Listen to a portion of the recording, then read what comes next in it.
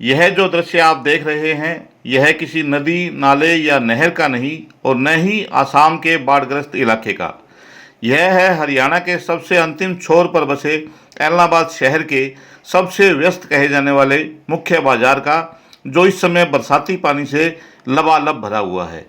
यह दृश्य केवल आज ही का नहीं, बल्कि बरसात के मौसम में लगभग हर दिन यह दृश्य यहाँ पर देखा जा सकता है।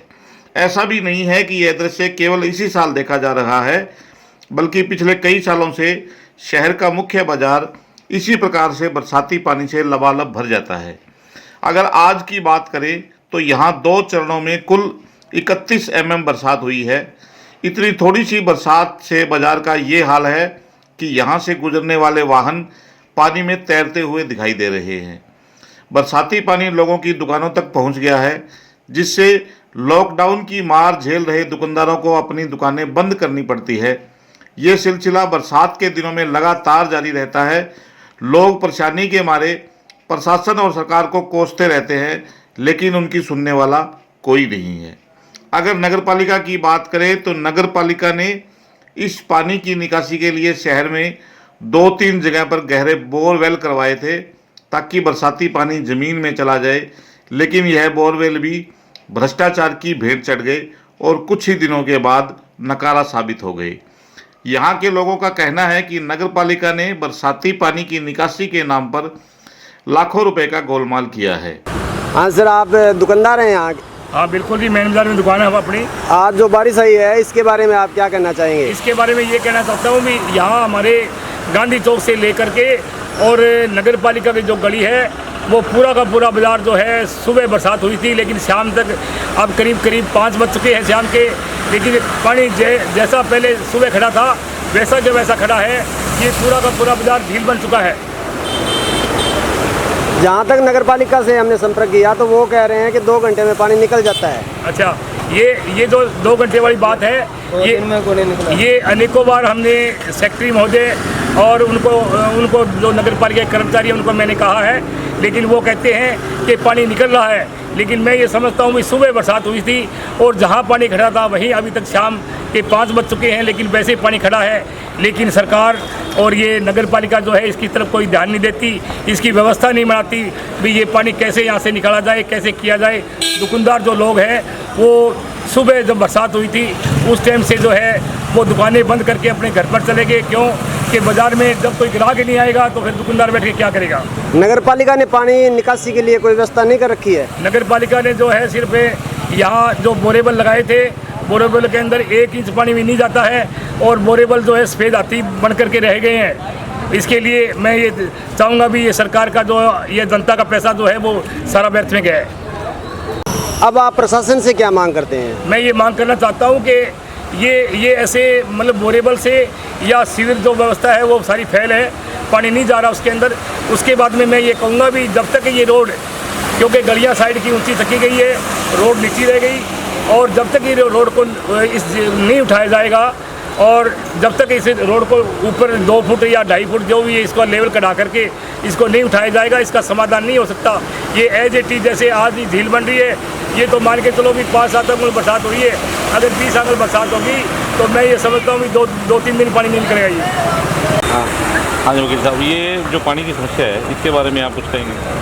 हाँ, ये हमारी एक सदा की समस्या इसको कहा जा सकता है, क्योंकि जो प्रशासन है और जो शासन है उसकी जो निगाह है वो एलनाबाद पे इतनी बड़ी आनी जितनी होनी चाहिए।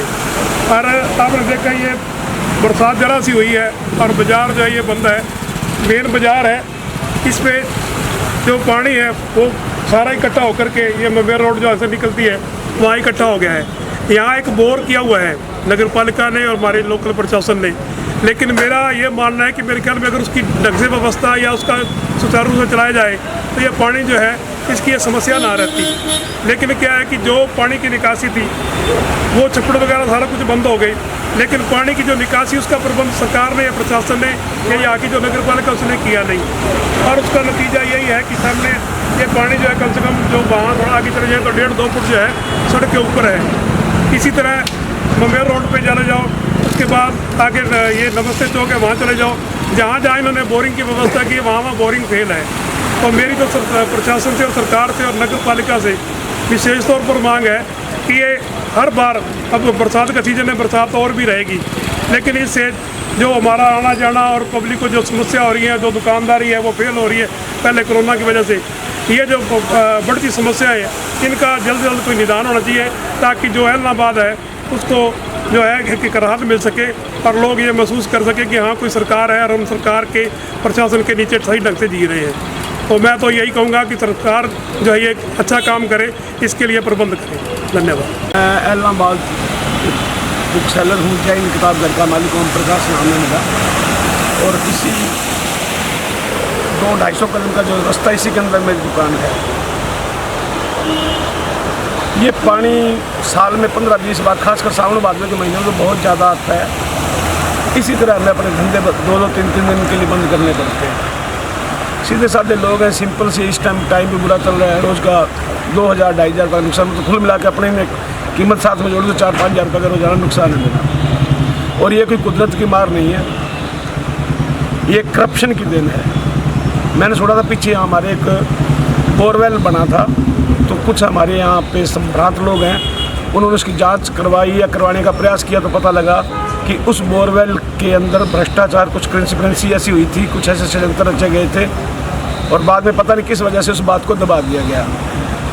अगर ये कुदरत की मार हो तो मुझे कोई डर नहीं है, कुदरत अपना खैर दिखाती है। जगह कोरोना भी आया हुआ है और भी जगह बाढ़ें आ रही हैं, उसका कोई हल नहीं है। पर ये मैन मेड प्रॉब्लम है, मैन मेड नहीं, हमारे एडमिनिस्ट्रेशन द्वारा बनाई गई, हमारे सिस्टम के द्वारा बनाई गई, ये सारा करप्शन की वजह से, उसकी पैदाइश है, उसकी नाजायज़ औलाद है, पॉलिटिकली भी है और लाल फीताशाही वाला सिस्टम भी इसमें है। ये बहुत बुरी स्थिति है।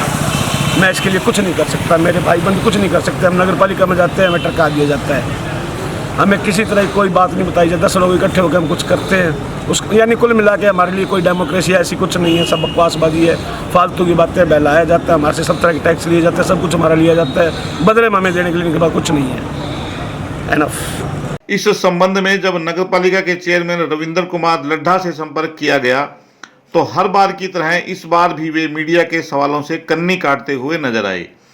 चेयरमैन रविंद्र लड्ढा के इस प्रकार से मीडिया से बचने की कोशिशों से लगता है कि शायद लोगों द्वारा लगाए गए भ्रष्टाचार के आरोपों में दम है और दाल में कुछ काला है, जिसकी जांच करवाई जानी चाहिए। आप देखते रहिए चैनल डी। धन्यवाद।